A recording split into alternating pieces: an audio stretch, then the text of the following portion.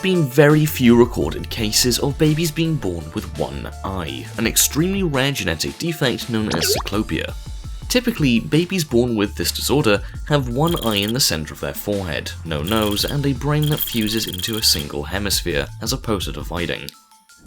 In 2006, a baby girl in India was born with cyclopia, however died a few days later, but not before some worshipped her, believing that she was a physical manifestation of a god. It was believed that the defect was caused by an anti-cancer drug while the mother was pregnant, or from a chromosomal disorder.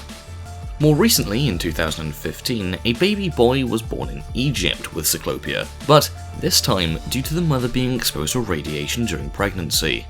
No humans have survived with cyclopia for more than a few days following birth.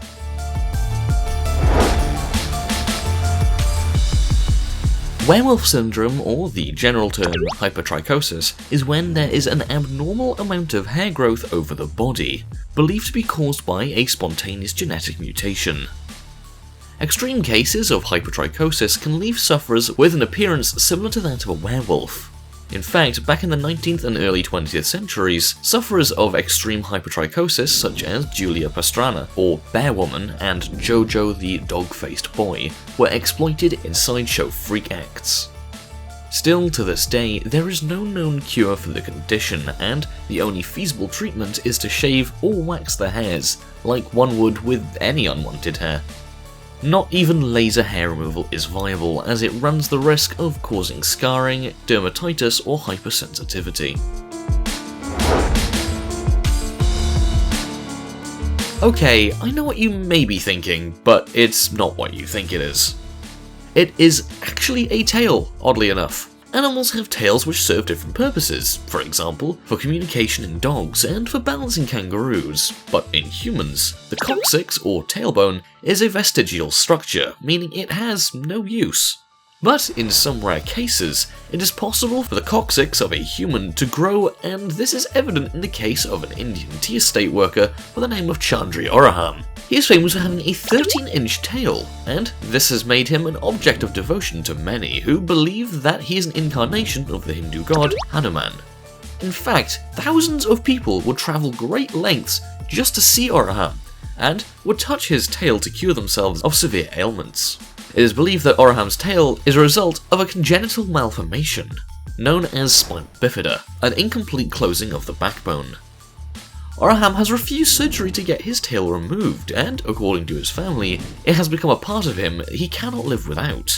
Oraham isn't the only alleged incarnation of Hanuman, as a boy by the name of Ashid Ali Khan, also from India, was born with a 7-inch tail and was worshipped because of it.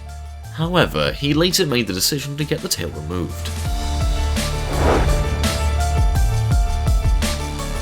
In 2006, a frog-like baby was born in Nepal without a fully developed brain or skull, no neck, and abnormally large eyes that were literally popping out of the eye sockets.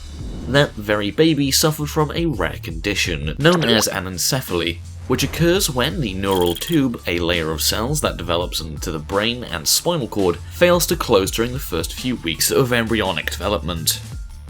This leaves the baby blind, deaf, unaware of its surroundings, and unable to feel pain. Sadly, with such defects means imminent death within a few hours after birth, which was the unfortunate case for the Nepalese baby in 2006.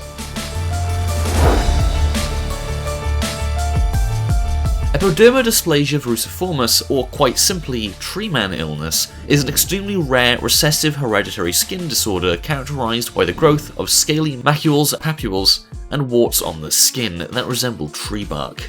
It is caused by a genetic mutation on chromosome 17, which increases susceptibility to human papillomaviruses of the skin.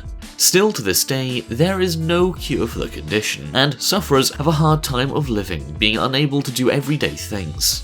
Even walking can be a challenge, as the branch-like warts can weigh as much as 13 pounds, which was the case for Dede Kosora, an Indonesian man who suffered from this very condition.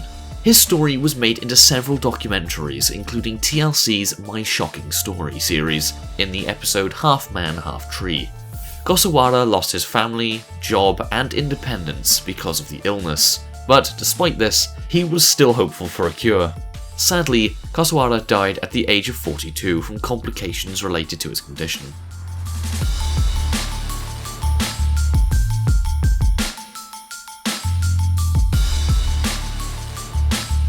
Thank you so much for watching. If you enjoyed, please show your support by leaving a like and sharing this video, as it really does help us a lot. Don't forget to comment below too, and we will pin up the best comment. And if you haven't already, please subscribe and turn on notifications so you never miss a video from us. Lastly, for daily facts and more, follow all of our social media accounts, which are on screen and in the description. Thanks, and until the next video.